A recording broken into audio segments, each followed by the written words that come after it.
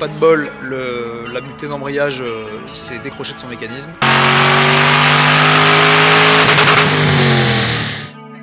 Salut à tous, bienvenue chez Gamma Speed Shop, bienvenue sur notre nouvelle chaîne YouTube. Basiquement, ce que vous trouverez sur cette chaîne, c'est des vlogs toutes les semaines sur ce qui se passe dans notre atelier, ce qu'on y fait, pourquoi on le fait et plus globalement une fenêtre sur notre quotidien et sur ce métier qui nous passionne et les voitures qu'on prépare tous les jours. Qu'est-ce qu'on fait chez Gamma Speed Shop? On prépare tout ce qui peut avoir un moteur essence, donc voiture, ça peut être des motos, ça peut être des jet skis, on l'a fait aussi par le passé. Mais basiquement, tout ce qui peut avoir un moteur essence peut se gonfler, peut se préparer. Et donc c'est ce qu'on aime faire ici. Donc cette semaine, pour cette première vidéo, nous allons vous parler de deux voitures en particulier. Tout d'abord, cette RX-7 ici, donc une FD de 93, sur laquelle on a pas mal travaillé, puisqu'on a refait le moteur à neuf, on l'a renforcé. On a installé un kit turbo qui devrait nous permettre d'atteindre entre 550 et 600 chevaux. Et en parallèle de cette voiture, une Saline S281, donc à la base une Mustang GT V8 de 2005 ou 2006, préparée par le célèbre préparateur Saline aux États-Unis. Voilà, j'espère que cette vidéo vous plaira. L'idée est de partager avec vous notre quotidien, notre passion de l'automobile, et tous les retours sont les bienvenus, qu'ils soient positifs ou négatifs. N'hésitez pas à nous dire en commentaire ce qui vous plaît moins, les points sur lesquels vous voudriez qu'on appuie un peu plus, les choses que vous voudriez qu'on vous montre. Voilà, donc profitez bien de cette vidéo et c'est parti. Aujourd'hui, on se remet sur la FD qui est derrière moi, donc sur laquelle, pour rappel, on fait une préparation complète pour arriver entre 550 et 600 chevaux. Et là, on va s'atteler au système de fuel pour pouvoir alimenter tout ça en éthanol, enfin en flex fuel bien évidemment, pour pouvoir faire sans plomb ou éthanol à volonté. Donc tout en ligne, Teflon, PTFE, injecteur Dynamics, c'est parti. Donc tout d'abord, on a au niveau du coffre une cellule radium complète. Donc deux pompes haute pression plus une pompe de levage. On va passer maintenant sous le véhicule pour voir ce qu'on a fait.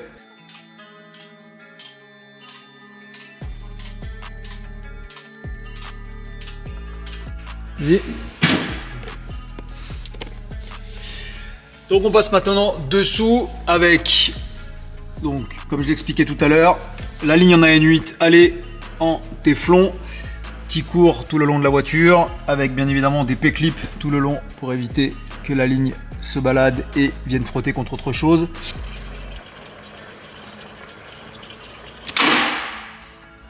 Au niveau de la baie moteur, on a donc l'arrivée de notre fuel ici directement dans les rails. Alors les rails, c'est intéressant sur cette voiture, donc on a réutilisé les rails du client. A priori, ce seraient des rails Injector Dynamics, mais de première génération, donc ils doivent avoir, à mon avis, une dizaine d'années, parce que ce design n'est plus produit actuellement. Donc sur le rail secondaire, on a ajouté une sonde de pression d'essence, capitale à ce niveau de préparation. Pour passer du rail secondaire au rail primaire, on est parti sur de la durite rigide aluminium. On passe ensuite au rail primaire, puis ensuite le retour au régulateur de carburant déjà présent sur cette voiture. Le fuel system étant maintenant terminé, on s'est attelé ensuite à la fixation des bobines. Maintenant que cette partie-là est terminée, on va s'atteler au faisceau capteur. Donc pour information, donc on a rajouté, comme je le disais tout à l'heure, certains capteurs pour pouvoir monitorer la bonne santé du moteur. Donc on parle de capteur de pression d'essence, on parle de capteur de pression et de température d'huile, on parle de capteur flex fuel bien évidemment. Et donc en plus de tout ça, on a rajouté des relais pour pouvoir alimenter nos bobines, puisque les bobines ne sont plus celles d'origine, puisque même si on voulait installer des bobines R8 qui seraient dans l'absolu convenables, ayant les bougies sur le côté du moteur, c'est très compliqué de faire passer ces bobines, d'autant plus que cet exemplaire-là est un exemplaire de volant à gauche, ce qui veut dire que nous avons la crémaillère du même côté, c'est tout bonnement impossible. Donc l'idée sur un châssis qui n'est pas équipé de climatisation, c'est de venir installer nos bobines à la place, là où il y avait à l'origine le compresseur de clim. Donc c'est parfaitement intégré, c'est à côté du moteur et non pas par-dessus, donc ça évite de cuire les bobines comme sur la configuration d'origine. Ensuite, on va essayer de voir correctement, on a nos fils de bougies qui sont vraiment les plus courts possibles entre les bobines et nos 4 bougies qui sont là. Donc là on a fabriqué des fils de bougies sur mesure. Je ne le répéterai jamais assez, quand on veut une prépa performante et fiable, nous sommes obligés de mettre de la pièce de qualité et donc d'y mettre le prix. Malheureusement, fiabilité, performance et prix ne vont pas dans la même phrase. Donc chez Gamma Speed Shop, on a choisi la qualité et la performance. Les bobines sont terminées, les fils de bougie sont terminés. On vient de finir le faisceau secondaire, donc pour les capteurs additionnels et les bobines. Donc je peux voir à quoi ça ressemble. Donc faisceau complet en fil Tefzel, bien évidemment, gain thermo de partout. Donc là on a nos deux connecteurs qui vont venir se plugger sur notre faisceau plug and play qui sera dans l'habitacle. Nos relais pour les 4 bobines qu'on a installées. Et derrière, donc toutes les connexions pour les bobines, les connexions pour les capteurs flex, température et pression d'huile, pression d'essence et son lambda. On va maintenant installer ce faisceau sur la voiture et ensuite on s'attaquera au faisceau plug and play. On est vendredi matin, je ne sais pas si vous arrivez à voir les cernes, les valises sous les yeux. On vient de passer la nuit avec Hugo sur cette RX7 hier soir.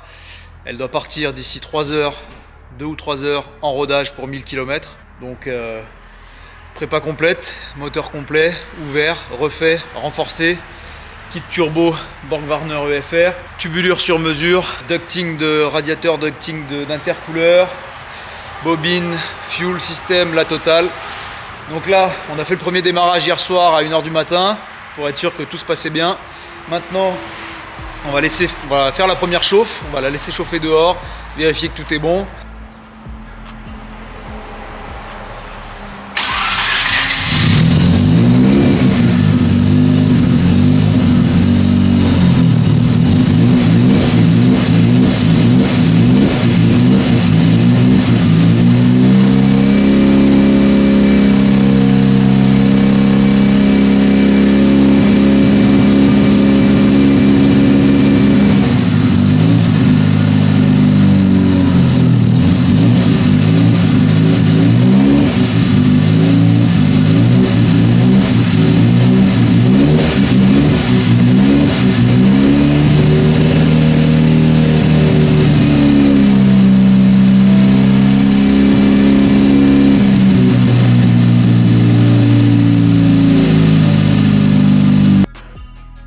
Bon, donc la voiture a démarré, le moteur tourne nickel, le ralenti tient bien, on a tous nos capteurs qui répondent, tout va très bien.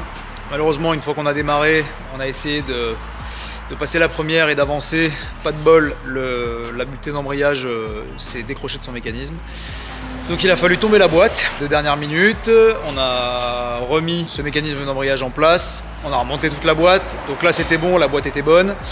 On a sorti la voiture, on l'a laissé chauffer, on l'a laissé monter en température, sauf que on a fait une modification sur le bec de remplissage, enfin le carter de thermostat qu'on voit là. On a supprimé tous les piquages qui n'étaient pas utilisés dans la configuration de cette voiture, donc en l'occurrence là et là, donc bouché par soudure, et pas de bol, on a une des soudures qui était poreuse et donc une petite fuite, et ça malheureusement rien à faire que de redémonter, reprendre la soudure et ensuite remonter la pièce. Voilà, donc pour cette semaine sur cette voiture là c'est terminé. En parallèle on avait une Mustang Saline on avait pas mal de choses à faire sur cette voiture. Donc une magnifique Saline S281 de 2005 ou 6, donc équipée du compresseur Saline, donc toute la conversion Saline de l'époque. Et donc sur cette voiture il y avait pas mal de petites choses à revoir, des choses qui fonctionnaient pas très bien. Le moteur avait cassé une première fois, le propriétaire a remplacé le moteur par un moteur forgé. Donc notre mission était de corriger toutes les petites choses qui allaient pas, niveau freinage. On avait les aiguilles de compteur qui ne fonctionnaient plus non plus, donc ça c'est la maladie sur les Mustangs de ces années-là. Donc une fois qu'on a réparé tous ces problèmes, on est passé sur le banc pour faire une carte propre.